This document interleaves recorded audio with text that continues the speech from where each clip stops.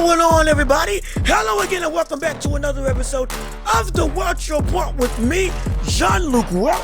Make some noise, clap it up, get excited wherever you are. We are back like we always do with another jam-packed episode for you to listen and watch on today as we had Inoue early this morning. I was up till 5, all the way till 8 to watch him win the unified super bantamweight title in a masterclass against Stephen Cool Boy Fulton, as well as George Kambosos in his controversial win over Hughes over this past weekend. We're going to talk about all that on this show right here today. Thank you so much for tuning in.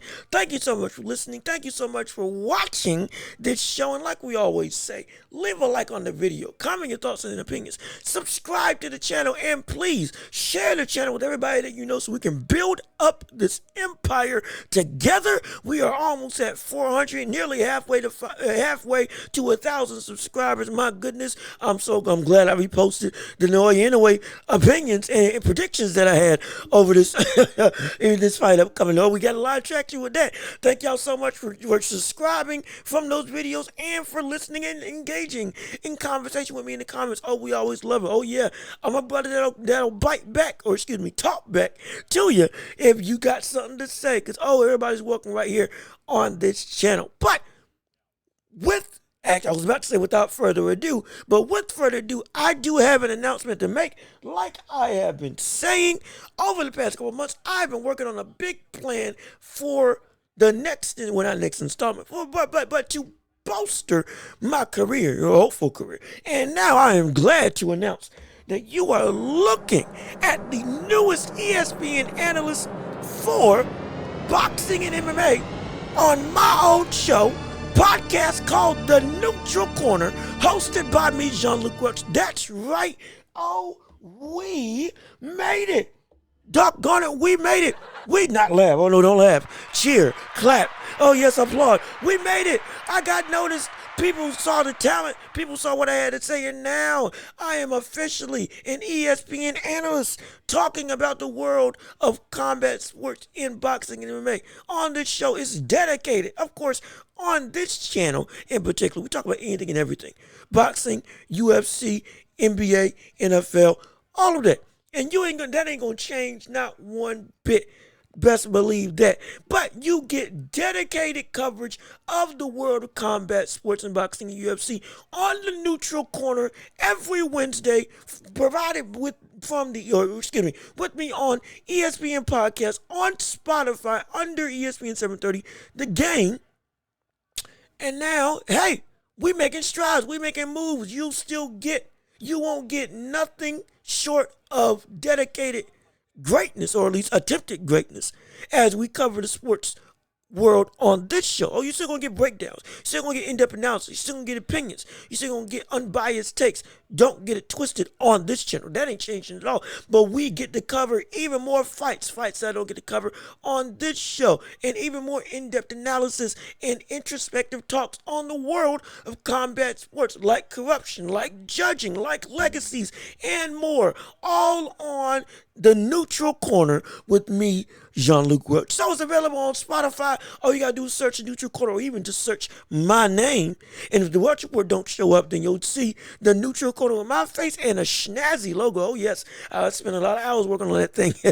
So I made to make sure it looked good. So there was a lot of turmoil. But look, we here. We've arrived. We starting to get a voice. And if you show some support, to both shows, brother, we can make this thing really pop off and explode. And it'll help bolster this channel as well. So please, support the show, support the podcast. Go listen to the Neutral Corner. We already got 6 episodes up already covering the world of combat sports over the past couple weeks.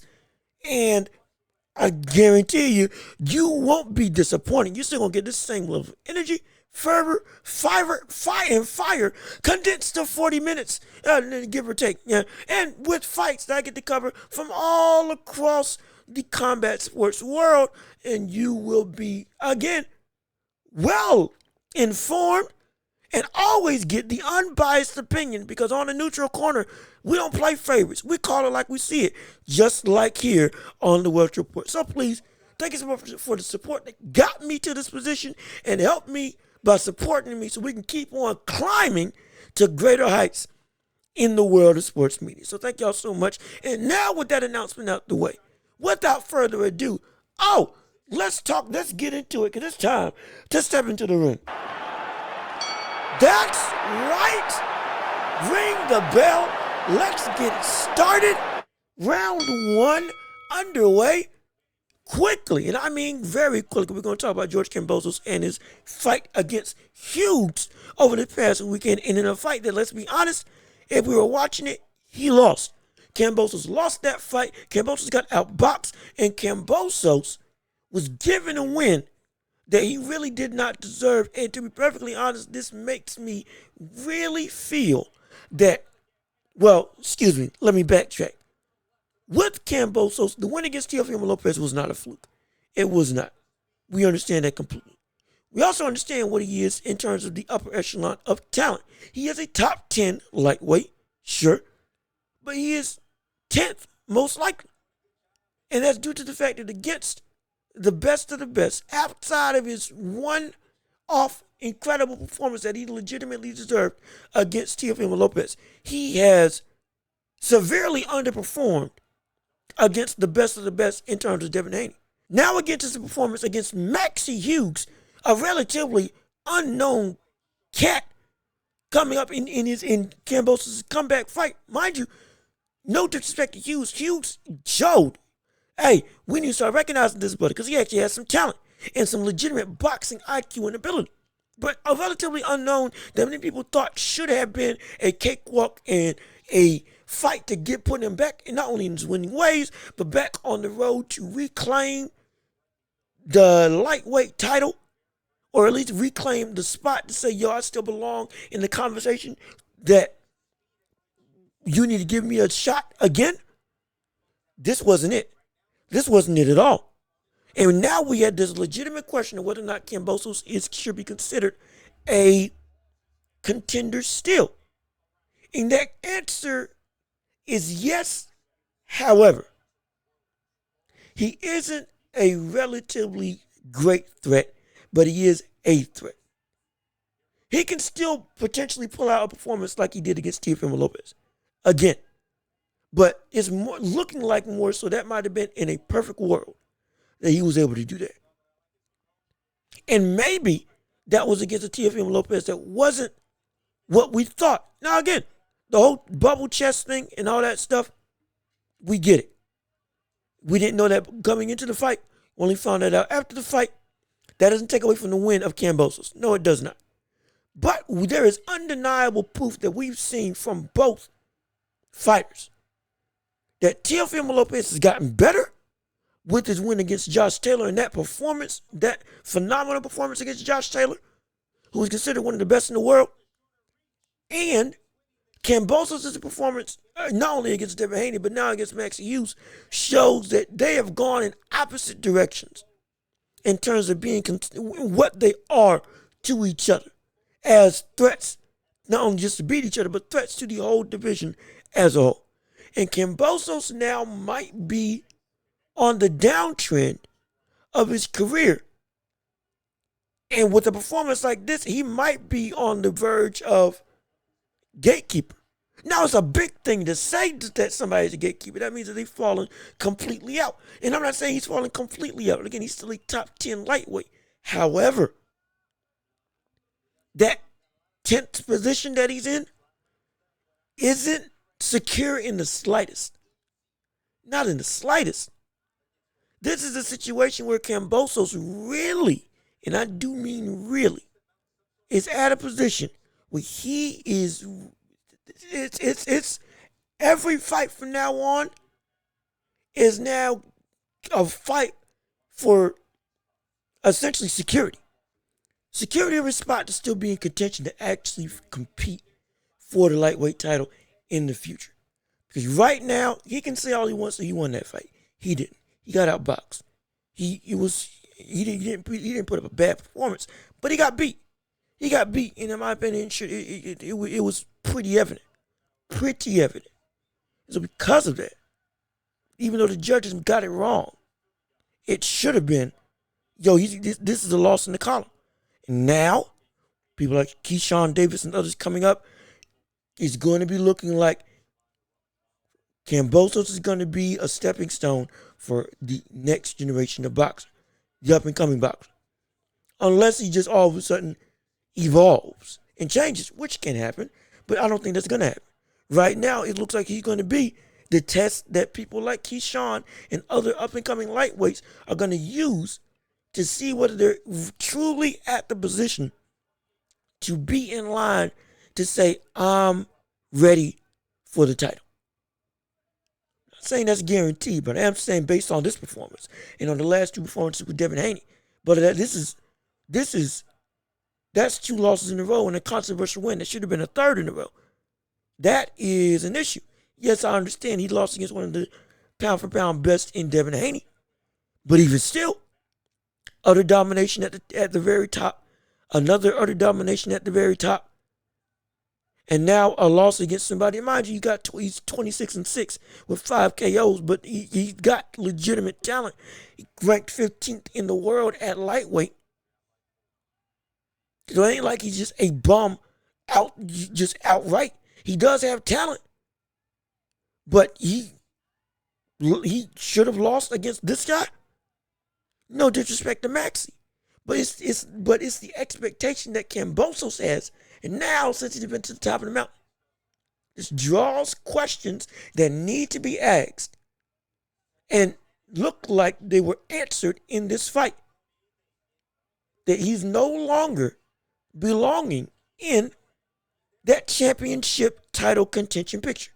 Now he is a good lightweight, probably 10th, who is going to be used as a barometer for the next generation to say, if I can beat him, I can compete for a title. If I can't beat him, I still got some work to do. A gatekeeper. That's not bad. But it's where it's looking like Kambosos is right now. Because he did get beat, regardless of his warrior mentality. And since he got beat, even though he got the decision, don't let a decision fool you from the actual production and performance. This isn't the same. This is far from the Kambosos that we saw against Teofimo Lopez. Far from it. And because that's the case, and he doesn't look like he's getting any better, the gatekeeper's about the right thing. Could it change? Absolutely. But as of right now, he looks like he's falling into the gatekeeper category for the division. Who knows whether he'll be able to bounce back and truly cement himself as, yo, I'm still that guy, or is still one of the it guys in the division. But it's not looking good. It's not looking good for Kambosos after this. It really isn't. It's looking like anybody that is relatively in line to fight for the title within the top 10 of lightweights, he's not going to be able to beat. Even potentially 12th or 13th rank, he's not going to be able to beat. Potentially. Maybe it's over-exaggerated. Maybe it's jumping the gun. I can only go off of what we saw. What we saw was a fighter that something isn't there that used to be there before. He's getting outboxed by people that we think should be a lot more competitive, at least on his side, regardless of what we think of his opponent. Like with Maxie Hughes, a guy that wasn't really known, came out and boxed his butt off and should have won. This is not a knock on the opponent, because he came up and fought. The standard that Kambosos has on him now, he's very much underwhelming and underperforming to that standard. And because that's the case, we have to hold him to it. So gatekeeper is looking like that's where he's leading to for his career going forward. Can it change? Maybe. Hopefully it will, because he's an exciting fighter. But he's gotten outboxed about 3 times now. Outboxed, not outfought, outboxed. And he couldn't turn it into a fight like he wants to. This is his 3rd time. That's a problem. That's all I can say. It's a problem. If he doesn't fix it, lower and lower and lower and lower until it's going to be, you remember when Kambosos did this? That's what it could turn into. And we could be seeing the start of the end of Kambosos' career as a whole. Not in the immediate. I'm not saying by next year he's going to be out of here. No. But at least we've seen this pattern before. And it goes down from here if history is going to repeat itself. At least that's my opinion. But now that we got that out of the way, going to Naoya Inoue versus Stephen Fulton. My goodness, you want to talk about domination of a fighter. This brother absolutely was insane in this fight. Many people thought this was going to be a close affair, myself, or at least closer than what we thought. And shoot, I called it. That's what I can say. I called it. I called it right. You're doggone right I did. I called it. I said it. I only got it off by one round, and I should have stuck with my first doggone prediction. I said it's going to happen in the 8th round initially, and then I said nope. Between rounds 9 and 10, 9 and 11, that's when I thought it was going to happen. I was a round off. I was one round off. Ooh, boy. Dang it, I was right there. But hey, outside of that, everything that I said that was going to happen, happened. This isn't me tooting my horn. No, because you don't know what was going to happen in boxing. This is me touting the ability of Naoya Inoue. Going up against somebody like Stephen Fulton. Fulton, first off, Fulton is not a bum. Anybody that says Fulton is a bum after this fight should be ashamed of themselves. Because these are the same people that were hyping up Fulton, saying he's incredible. I was saying he was incredible because he was incredible as a boxer. Legitimately one of the better boxers in the entirety of the sport. Man had great footwork. He was legitimately bigger. All the concerns were genuinely there. His speed was an actual concern. His boxing and ring IQ was something that could be a legitimate problem for Inoue coming into this fight. His ability to jab and stay on the outside was a major threat to Naoya Inoue, being as Naoya, up until this point, hadn't faced somebody with the physical gifts coupled with the mental high IQ that Fulton had. That's just the truth. This is the best athlete that Inoue has faced in his career. No doubt about it. Couple that with this being one of the smartest boxers that he's faced. This was all a major test of whether or not the moniker of the monster legitimately was going to carry. And many people were saying that Fulton was going to win. Many people were saying that Fulton was going to dominate. Many people were saying that Inoue was a hype job. All of that was going around. And now after this performance, I don't want to hear a word from anybody disrespecting this brother.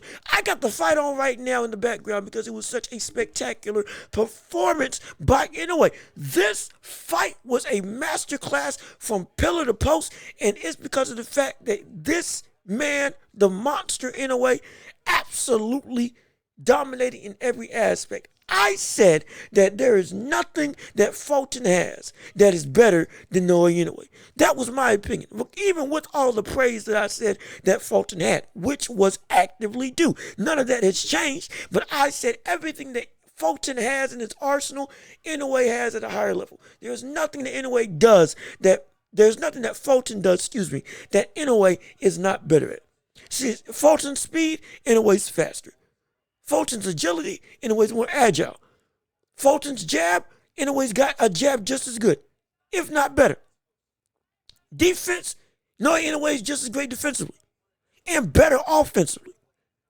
He can fight in the mid-range, on the outside, on the inside. He can cut off the ring and make it so that he can neutralize your ability to be slick. There was nothing that Fulton was able to do because Naoya Inoue was just a step above or multiple steps above, in every aspect of this game of boxing. IQ, Naoya was just sublime. Even with the jab, the one thing that I was thinking, okay, this could be a legitimate concern, or the biggest concern, Naoya's ability to get around the jab of Fulton. It turned out that Inoue out-jabbed Fulton. Inoue was the one that was controlling with his jab. Inoue was the one that was controlling range and distance, being the smaller man. Despite having somebody who religiously, his best attribute was being able to keep every opponent at the end of his jab and use the ring to never be within range. In and out, in and out. Do the hokey pokey like I said in my breakdown. That was his bread and butter. And it was a legitimate way that could have potentially won the fight. And with that, it got completely flipped on its head.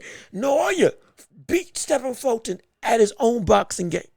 People laud over the power. We laud over his ability to just knock people out. We laud over his ability to break down folks. And he did just that. He knocked out Stephen Fulton. He broke him down, just like I said, and just like he's done with most every other opponent that he's faced in his career.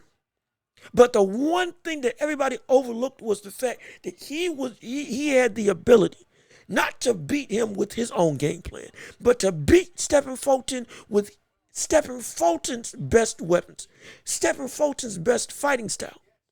Fighting on the outside, darting in and out, using a sharp jab both to the head and to the body, and keeping Stephen Fulton at the end of his range.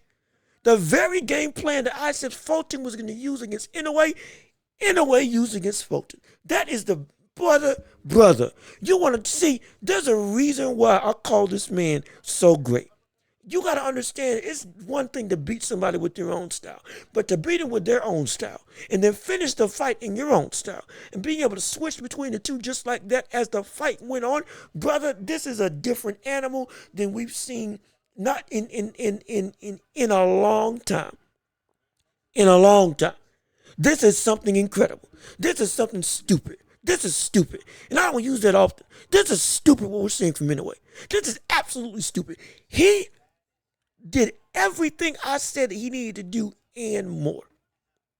This man, do you want to know why Fulton wasn't able to actively do anything in the ring? It's because of two things. Well, three. One, what I said. Inoue beat Fulton at his own game, which is something I didn't think was going to happen. Even though I said he was going to beat him. I said he was going to break him down, slip, move, duck, dive while coming forward. And he did that. But like I just said previously, he ended up being the guy that was winning the outside and mid-range battle with the jab. To the point that Fulton wasn't able to be the one to connect. Fulton couldn't get the range right. Fulton couldn't cross the threshold. And Inoue was always safe. That's reason one why he won this fight. Reason two is because of the fact that the presence of Naoya Inoue is exactly what I thought it was. I've said this in the past. Mike Tyson had an aura that made people forget the game plans that they had. George Foreman had that. Joe Frazier had that. Roberto Duran had that. Marvin Hagler had that. When they step into the ring, the sheer presence of them being there messes up everything that you want to do. I said it, and maybe people didn't believe it. If you watch this fight, you better believe me now.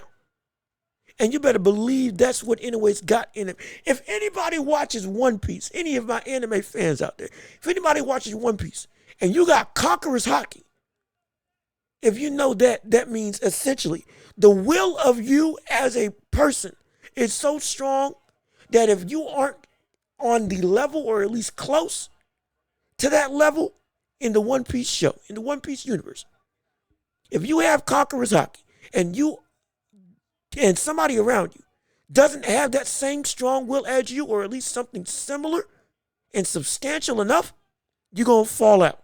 You literally cannot stand under the weight of their will and presence.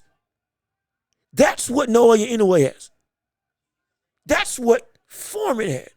Duran, Hagler, Frazier, Joe Louis, Sugar Ray Robinson.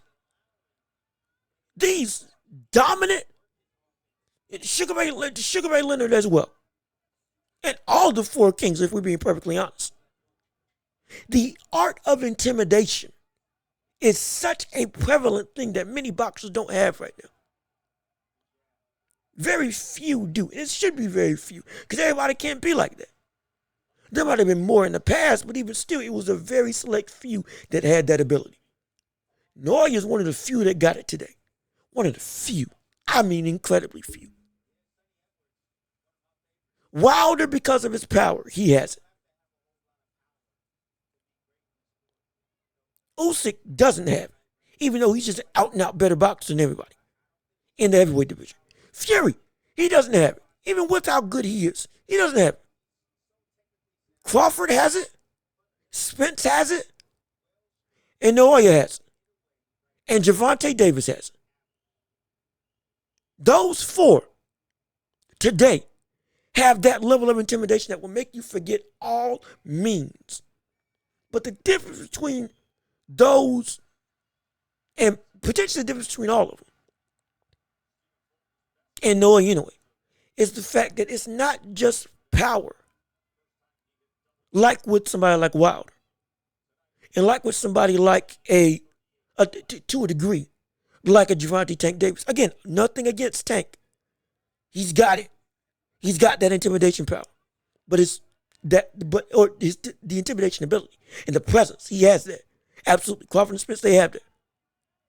But unlike, actually, let me rephrase it. Let me rephrase the initial statement. Excuse me. My goodness. Oh, this whole fight got me in him. Unlike somebody like a Wilder, and more akin to somebody like a Spence or like a Crawford and Gervonta Davis,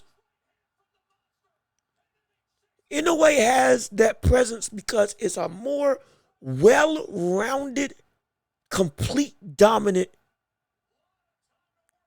person. Spence, Crawford is somebody who is incredibly adept and is so unique, and he's so understanding of the way of the fundamental of boxing. He can break the rules and it works. Tank, same thing, coupled with incredible amounts of power. Spence is more so high motor and the presence of this brother will not stop for anything. He still has the technical ability, don't get me wrong. But the presence comes from more so, at least in my opinion, the motor and bludgeoning power and the consistent work rate that he's going to bring that you know you won't be able to stop. And it's like, oh my gosh, I know what he's going to do. Even if I may be better at him in one aspect, I can't do anything because he's going to do what he wants to do in his style. David Benavidez says that same thing. And so, yeah, I'll put David Benavidez in that same rank. And so if you got Wilder, Spence, and Benavidez, that's more so power, work rate, and just you can't stop what I'm going to do, irregardless. But with Crawford, Tank, and Inoue, and to a degree an early Canelo, or a more in prime Canelo,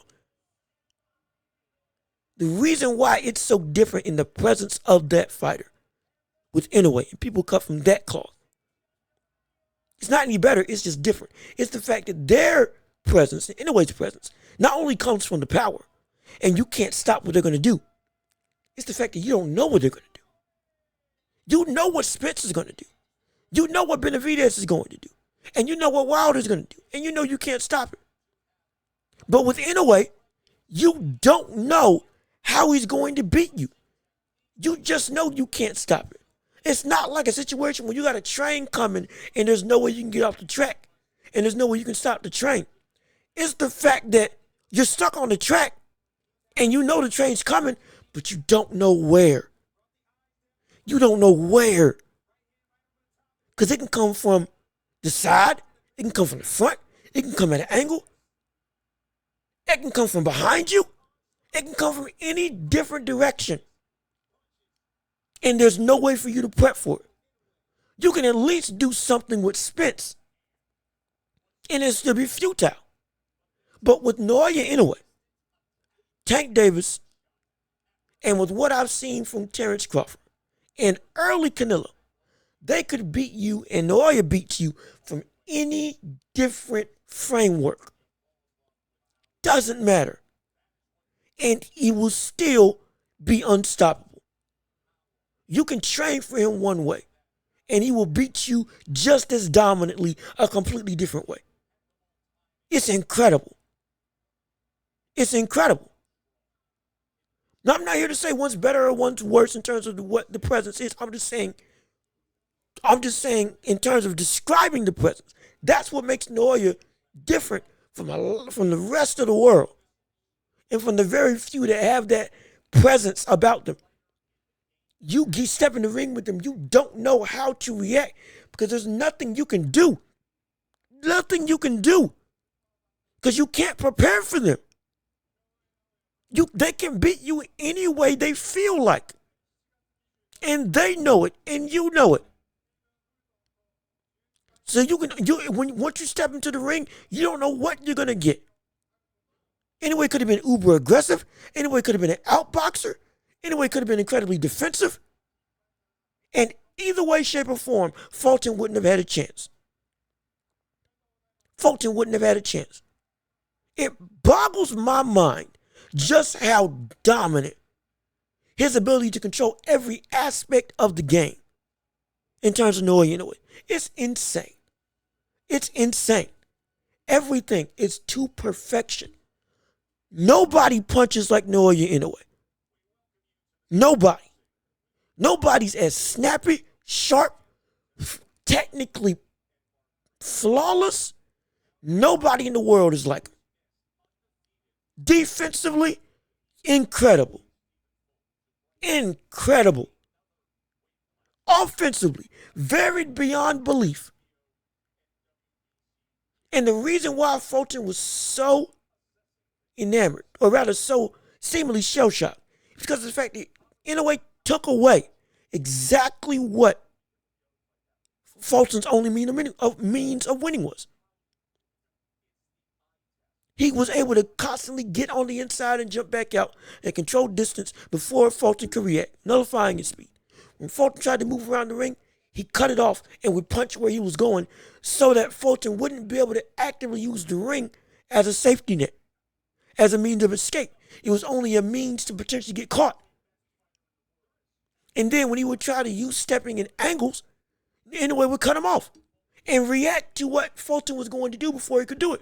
So he had no choice but to stand in the middle and try to get some level of offense going because every other means of attack that Fulton wanted to do, he couldn't do. He wanted to be the guy to be again, the counterpuncher. He was getting counterpunched. He couldn't be the counterpuncher. He couldn't be the guy that went off the back foot. So what happened? He tried to go on the front foot and then kept getting hit more and more and more. The only time that you actually got some offense going was when Inoue got too confident and let his fundamentals go to the wayside in order to open up with an incredibly varied offense. And then when he got caught a couple times, he would go right back to fundamentals and stick him with simple, effective shots that Fulton couldn't stop. Go back to what he considers basics, which are incredibly technical for everybody else in the boxing world. But that was the only time that Fulton was able to have success.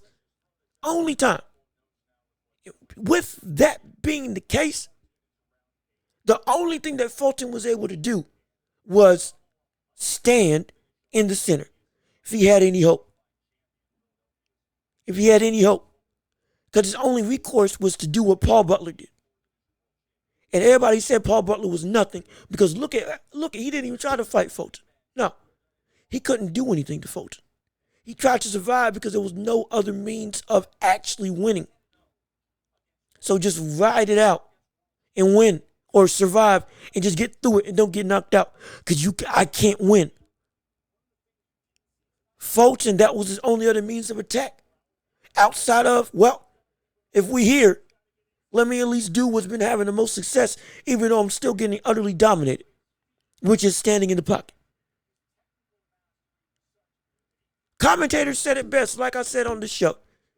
Fulton was more defensive than they've ever seen him in his entire career. And he's known as a defensive counterpuncher, a conservative counterpuncher who can throw a lot of flurries when required and is willing to get into a firefight with somebody. But anyway, cut that firefight off the second he threw that first straight right hand. Through the guard, through the block of Fulton. Cut that off entirely. And then cut off the ring. And then cut off the outside. And then cut off the mid-range. And then cut off the inside. It was a systematic dismantling of everything that Fulton wanted to do, to the point that Fulton could not do anything but stand in the center because there was no other recourse to actually be successful. People say, why wasn't he moving? He couldn't move. He literally destroyed every means of offense or game plan that Fulton even attempted to do within the first 4 rounds. Within the first 4 rounds, he cut every single game plan that Fulton tried to do and adapt to. Because like we said, Fulton's going to be the guy to adapt. And he couldn't. He couldn't. We saw him trying, and he couldn't do it. Tried to be conservative and wait for counter punches, or wait for opportunities to counter. No, Inoue was too fast for him to be able to react and consistently guard and block. Tried to come forward and be more of an aggressor. He got caught every single time. He would even try to come in with jabs to the body himself or step in with his own jab to the head like Inoue was doing early on. He would get countered flush with a jab as Inoue would slip like something out the Matrix. Or get caught with a check hook because he lunged too recklessly. And then he would try to use his jab in rapid fire succession and changing levels, and Inoue would simply duck and step with the greatest of ease. Round by round, punch by punch, Inoue made Fulton look basic. And Fulton is a world-class fighter. He made him look like an average boxer. And only greats do that. Only greats do that.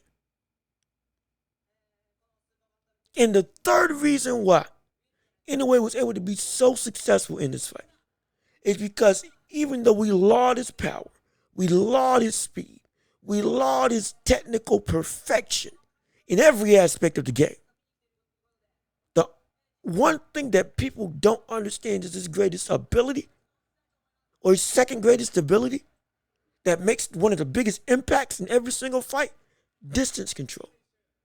Nobody in boxing, in my eyes, has the ability to judge distance and range and constantly stay safe while always understanding when he's able to attack like Inoue. It's like clockwork. As the smaller man against a guy with a longer reach and taller, he made Fulton look like he was the infighter. Because every time Fulton tried to come in, it looked like he was just on the tip of his nose. Just out of the range. Just out of the circle. Fulton looked like the one that was out of sorts, trying to find range. Inoue was just constantly, he was there when he wasn't. Like with Shakur Stevenson, who takes half steps, micro steps, and just gets out of range and barely has to pull back, barely has to move his head. Because he gets it so well. That's what Inoue has as in his arsenal as well. And it's such a high caliber just understanding of where he is, where his opponent is, and where he can and cannot hit you. It's unreal. It's almost surreal. Dare I say supernatural? It looks so easy. And this is against a brother, a literal brother, who we laud over his ability to do that exact same thing. Again, beating him at his own game and doing it better than maybe anybody else in boxing. maybe anybody else in boxing. Inoue is the most complete fighter in the game. Inoue just dominated and shut every critic up that said he had never fought anybody. Inoue just proved that every win that he's had is legitimate. Inoue just proved that the Nonito Donaire fight everybody was saying was who was old, washed, and out of sorts, that ain't a real win because he was over the hump. Didn't realize that Donaire in that Super Series was on a resurgence in his career and looked like the Donaire of old. Because he looked like the Donaire of old, if it wasn't for Inoue being in that Super Series, he would have been a champion again. He would have won it. And like I said previously, in the full show, breaking down this fight, the experience that Inoue gained from Nonito Donaire is, again, Hall of Fame level. Because of the Hall of Famer that he was facing, who fought as if he was back in his prime in that fight. And because that's the case, the experience he gained is something that Fulton had never learned and had never understood to that degree yet. He wasn't there yet. Regardless of anybody that Fulton had faced, the best competition amongst the two resumes was Donaire. And Donaire is one of the greatest we've seen in history. Bona fide first ballot Hall of Famer. And Inoue fought him when he had turned back the clock, coupled with all the experience that he had in that first fight. And he still pulled it out. And he learned so much from that fight that he evolved him into the Inoue that we see now. Evolved him into a complete monster that we see today. The tricks of the trade that he learned from that are skills that Fulton had never learned. And are skills that many people in divisions, haven't learned yet. So we validate that win. We validate every other win. And we validate this win as a legitimate cornerstone. And what we said, and like I said leading up to this, the greatness of Inoue is on display to a point that we are seeing potentially the start of a career path that we thought would never happen since Manny Pacquiao. This man is now a 4-division champion, undefeated, knockouts left, right, and center against top competition, knockouts against people that have never been knocked out before, like Stephen Fulton. Beating them so soundly, people are now questioning how good Fulton was and are now calling Fulton a fraud when they were calling Inoue a fraud previously. All of that is real. This man is the truth. This man brings me to my next and final point of the show. Where is Inoue right now, pound for pound? And that answer is he is the pound for pound #1 in the world. This performance solidified him as the best boxer in the world. And regardless of what happens on Saturday, he will still be the best boxer in the world. I said previously that he'll be the best fighter, at least until we see the result of Crawford Spence. Until that result. That's what I said. What I didn't think was going to happen was it was going to be this dominant of a performance. Having somebody like Fulton land only 47 punches the entire time. The entire fight. Dominating to the point that makes Fulton look like an amateur. Or at most like an average boxer. Like Paul Butler did in that fight. To make somebody like Fulton look like Paul Butler, completely outclassed to where he's taunting as the fight's going on in the second or third round. He is the best fighter in the world, and there is no question. And the reason why I say that is because his resume backs it up, his talent backs it up, and now globally, the name recognition backs it up fully. Because if anybody has had anything to say before, there's nothing they can say now. There is nothing they can say now about him and his legacy, about him and his career. Nothing. That was the gripe. He had never fought anybody, even though they just kept stupidly overlooking Donaire. Stupidly overlooking all the other, again, the champs that he beat at 108, becoming undisputed at super bantamweight, making almost every single fighter look like a basic boxer en route to clearing out the entire division, which is a actually strong division, but you don't watch it, so you don't care. Now he's got all of that on his resume, coupled with being undefeated, coupled with being a powerhouse, coupled with now beating Stephen Fulton, conquering 4 weight classes, with a name that was many people were saying should be on the pound for pound top 10 list. Oh yes, he should be number 1. He should be number 1. He should be number 1. Because the resume is better than, if we're being honest, the resume looks better than Spence and Crawford. Both of them. Talent just as good. Historical dominance going through 4 divisions. And his actual performances in those fights are on average, have been so far and away above the caliber of talent. Even though the caliber of talent he's been facing has been quality talent. Oh, absolutely. He deserves to be number 1. If we don't think so, at least he should be number 2. But no lower than 2.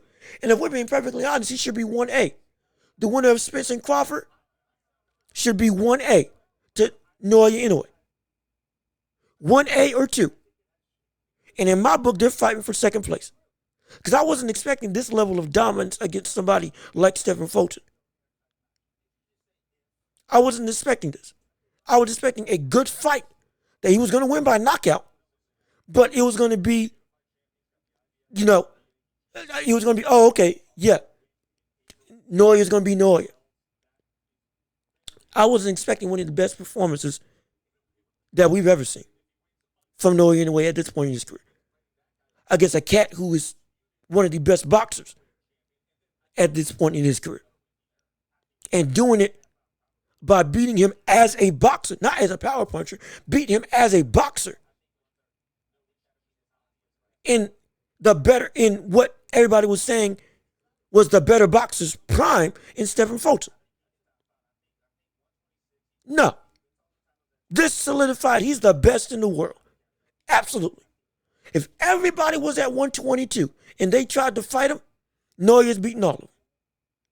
Neuer's beating everybody. If every boxer today was at 122 and was scaled to that weight, or if he was scaled to their weight, he's beaten all of them. All of them. That's no disrespect to anybody. That's no disrespect to Crawford and Spence. It's not. But I'm not going to sit back here and ignore the dominance that we just witnessed. On top of the significance, on top of the history. All of that combined. Your production in the ring. Your actual talent. 1. Your production in the ring. And then your resume are what dictate for me what should be pound for pound. How good the skills that you have, your production inside the ring with said skills, and historically what you've done in your career, who you fought, and the accolades you accomplished.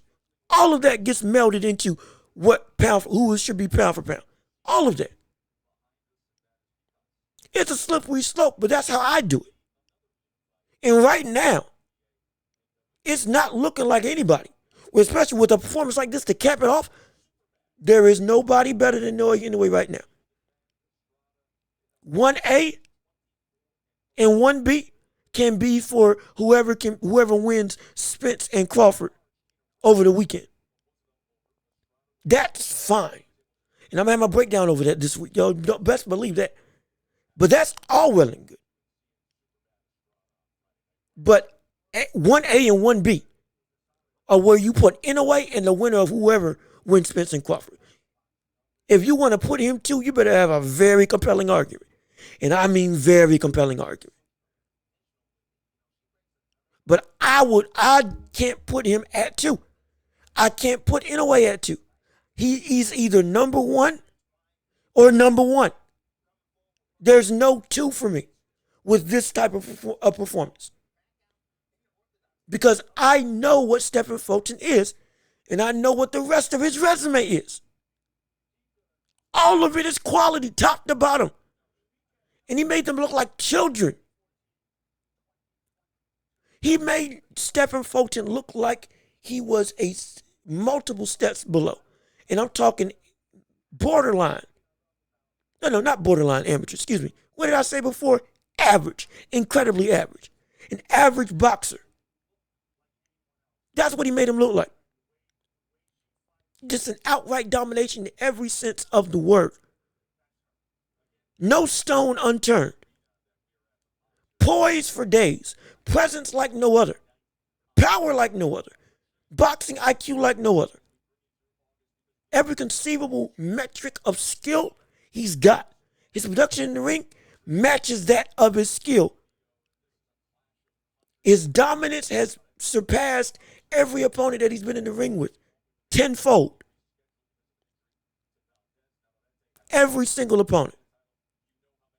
Yes, I know he had Fighter of the Year with Donaire. Absolutely, Donaire came to play. The second time they fought, tenfold. Usurped him. So every opponent he's faced, he is outclassed tenfold. There is nothing that I see to put him off that pedestal of being pound for pound number 1. Not even the result of this fight. Unless we see one fighter dominate to kingdom come. I'm talking about makes one look like a chump level domination in the Spence Crawford fight. No. There's no way. Because those two are seen as on each other's level. They have a competitive fight that's phenomenal. Many people were saying that Stephen Fulton, the best super bantamweight in the world, undeniably, in Inoue's first fight, was going to be too big, too fast, too strong, and a better boxer. That's what was the notion around the boxing sphere. Maybe it was because Fulton fans were just vocal. Maybe it's because that's what the majority of the public believe. Either way, that was the noise. Unequivocally, that was the noise.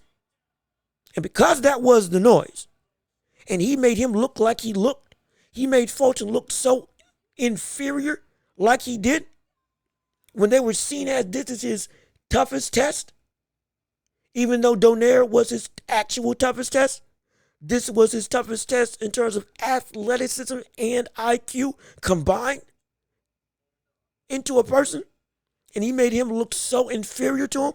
No. That's domination on a different scale. On a different scale.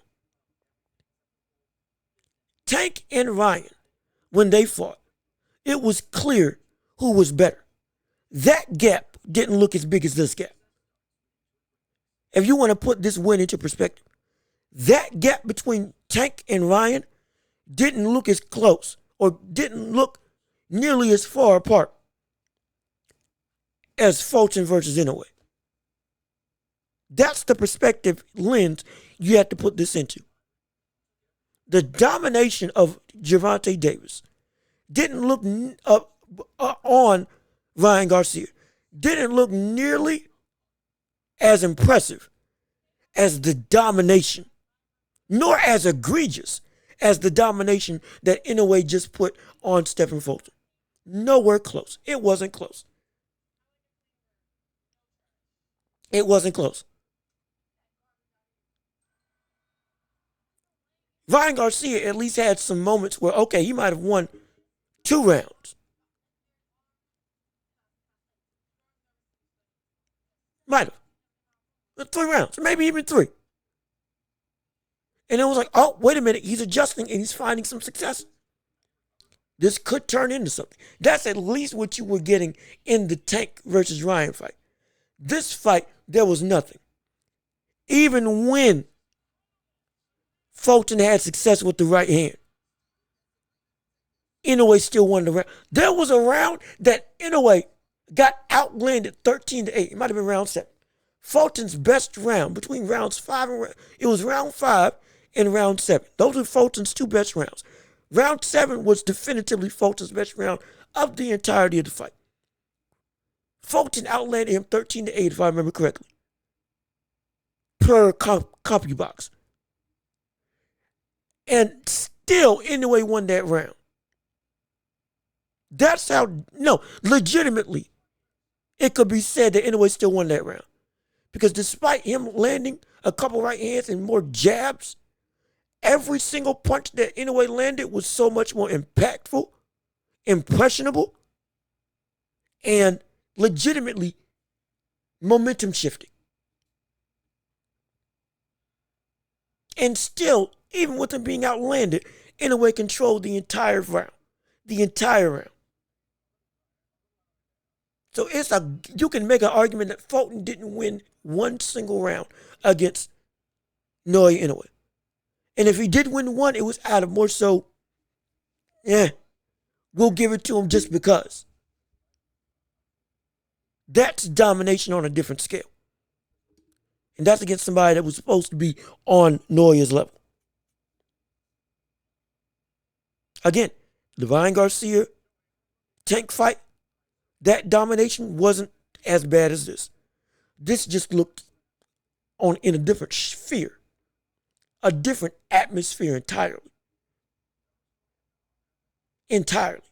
We at least saw some things that, okay, Ryan Garcia, hey, there's something there that in the future could potentially be utilized once you bring it out of you. There's nothing Fulton can do. There's no hope for Fulton against Inoue after this performance. There was no hope that I had for Fulton maybe you can come back and beat him if they rematch. No hope whatsoever. No hope. Maybe this can be a closer fight if they rematch. No hope. None whatsoever.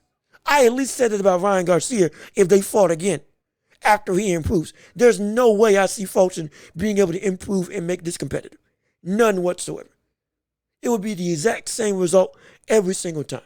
If not worse, if Fulton fought him again. That's how dominant he was. There's nothing that Fulton could do and can do currently to get to the level of Naoya Inoue. Nothing. And I rarely say that about people. But for the rest of his career, there is nothing Fulton can do to be able to actively be better or compete with Naoya Inoue. That's how much of a level, or that's how much of an elevated level that Naoya Inoue was against him. And that was supposed to be his toughest test. That was, in many people's eyes, his toughest test. That was, in many people's eyes, the fight they gave him the credit. If he does something against this guy, okay, yeah, I'm a believer. He did it. And in a more dominant fashion than even I imagined. Even with what I outlined, I didn't expect it to be like this, just lopsided against somebody that I respect as highly as Stephen Fulton. Nah. And Stephen Fulton isn't a bum. Stephen Fulton isn't horrible. Stephen Fulton isn't falling off the face of the earth. Stephen Fulton is not a washed fighter. Stephen Fulton is a quality name and a quality champion that is now going to be put on the notch of Inoue Inoue when we look back on his career and say, man, that was one of the better fighters of that era that Inoue Inoue was able to conquer and overcome. Like I said in the last episode, like I said in my prediction, like I said in the effect on their legacies. He's a quality fighter that gives more credit to the history-making career of Inoue Inoue. There's no shame in losing. None. No shame whatsoever. I would love to see Fulton again and see how he evolves after this win. Or excuse me, after this loss. I would love to see how he evolves after this loss. Absolutely. Absolutely. I would love to see that. But even with that, what I still said previously stands. There's nothing he can do to compete with Inoue Inoue. And this win, now in the public eye, solidifies Inoue Inoue as one of the best fighters in the world. Because now it's a name that all of you all pay attention to. That everybody recognizes now. There's no hype job. There's no, he's been built up by Top Rank. There's no promoters just throwing haphazard fighters at. No. This man has won 17 fights by KO. Championship fights by KO. 21 fights counting this fight were championship fights. Do you understand that? 21 fights counting this fight were championship fights for Inoue Inoue. And he's undefeated. There's levels. There's levels to this game. And Inoue Inoue has reached the top. And he is definitively the best in the world.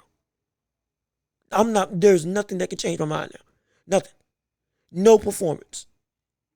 Outside of an equal domination by either Spencer Crawford, there is none.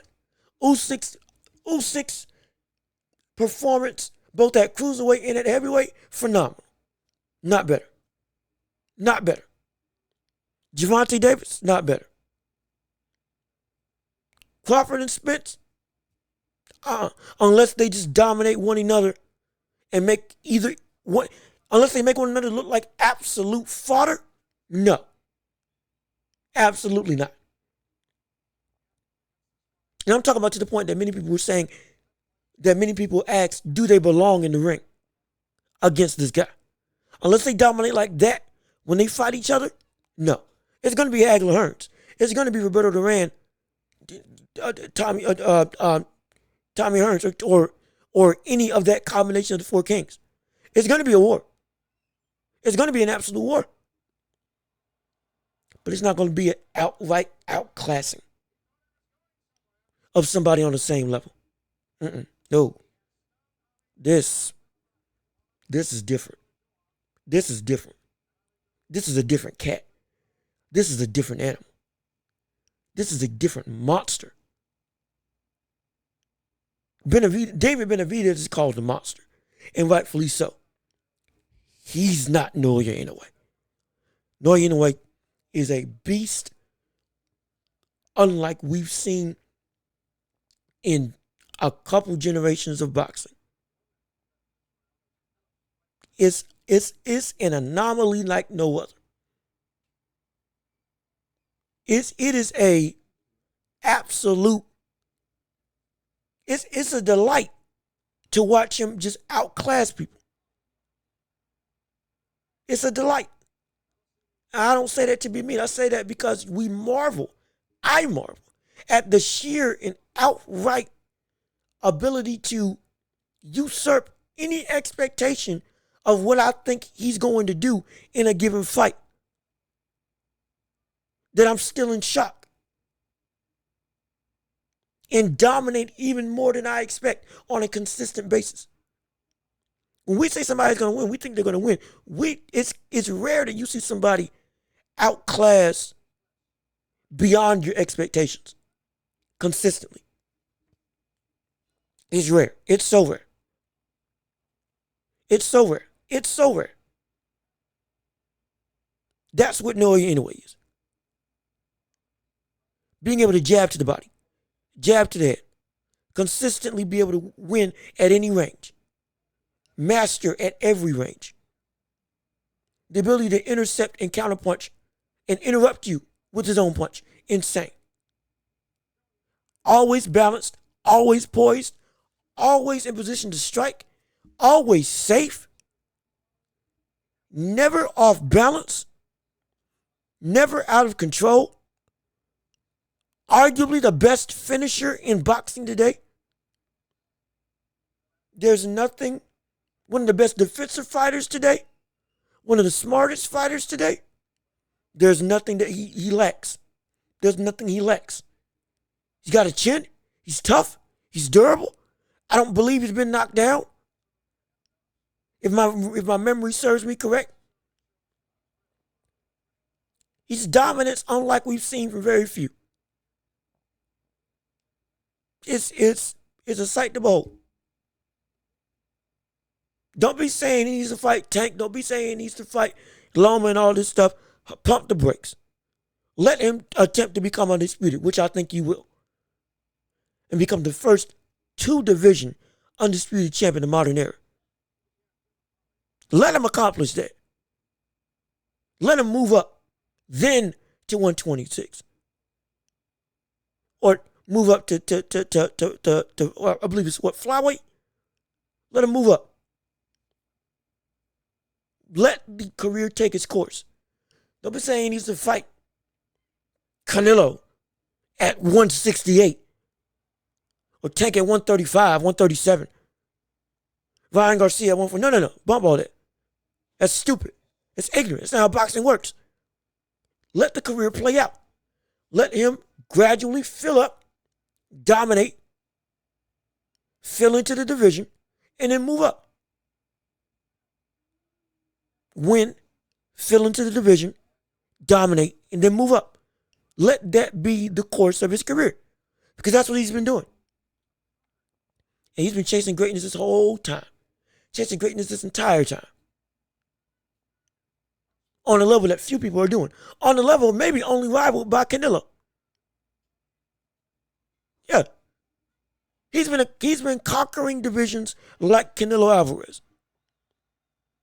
And Canelo's, the reason why he was considered pound for pound number one at one point in time is because he kept on punching himself consistently. That's what Inoue is doing, but at an even more dominant pace. And doing it in a fashion relative to his weight class that shouldn't be possible, that shouldn't be feasible, that shouldn't be apparent. It shouldn't be. We've only seen this from somebody like Pacquiao, going from 198 to 147, carrying his power almost all the way through. You've only seen that from him, to my knowledge, in the modern era. Going back, we've seen other boxers do it as well. Yes, we have. But in the modern era, it's a rare sight because it takes a rare talent. It took a rare talent back then in the 60s, 70s, 50s, 60s, 70s, 80s. Shoot, 40s and 30s. We can even go back to the 20s if you want. Took special fighters to do that back then. Take special fighters to do that now. Incredibly special fighters to do that now. And he's one of them. And it's the fact that this cat is halfway to Manny Pacquiao. Being a champion, he's a champion 4. Pac was a champion 8. 3-division champ is incredible. 4-division champ, that's a different animal. 5 is going stupid. 6, this brother's a bona fide Hall of Famer. If this cat gets to 5 and up, my goodness, these Pacquiao comparisons may be closer than we actually think. And we could be seeing, like I've said before, one of the greatest boxers in the history of the sport unfolding directly in front of our eyes.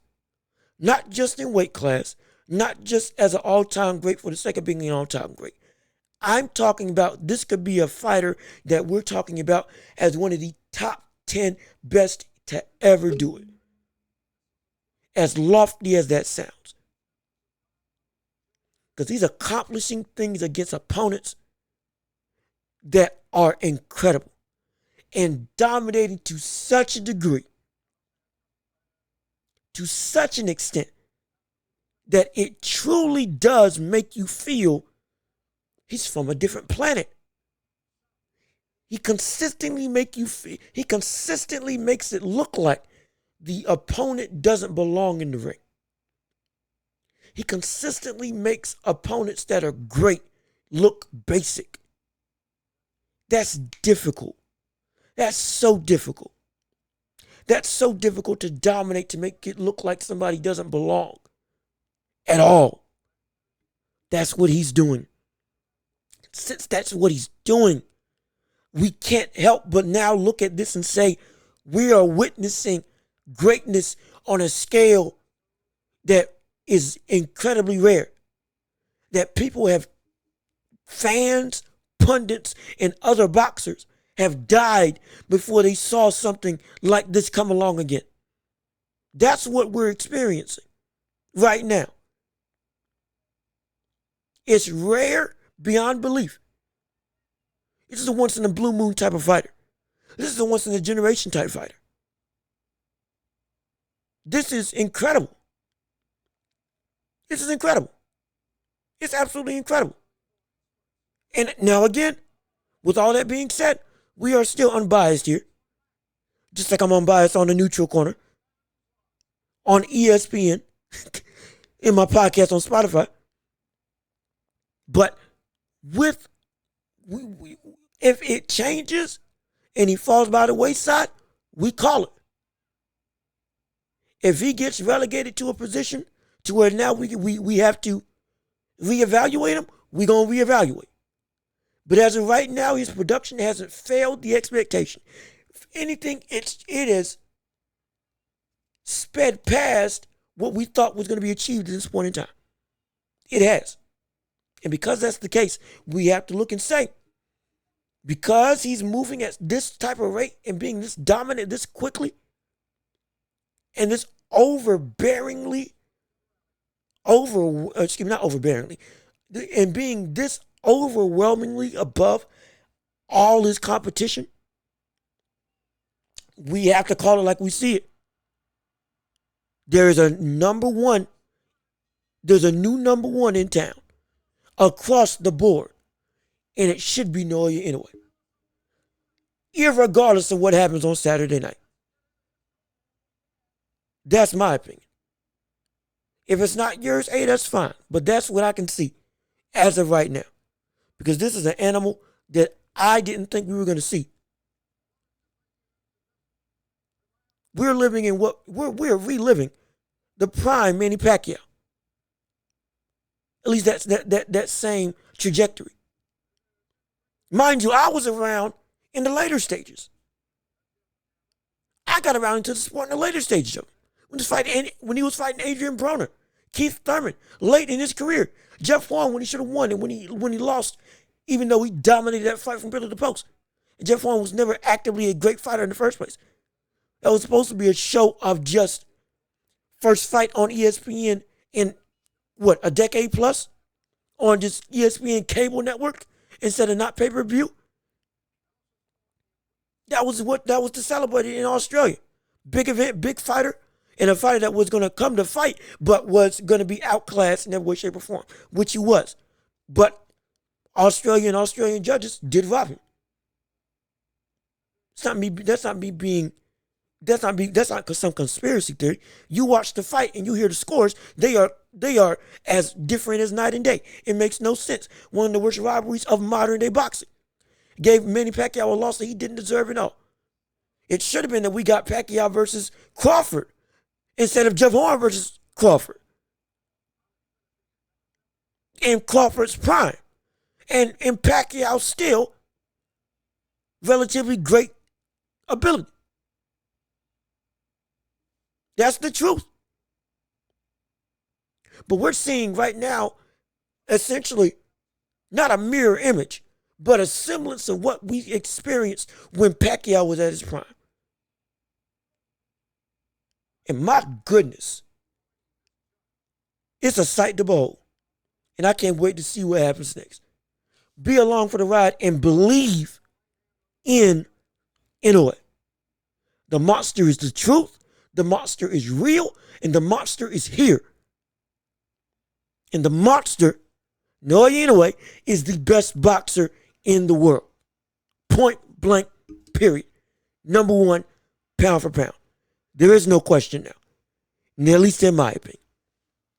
With that being said, this has been another episode of the Welch Report. I have been so happy to be back with you over here. This is phenomenal. Trust and believe. We still got the breakdown of Crawford versus Spence coming up.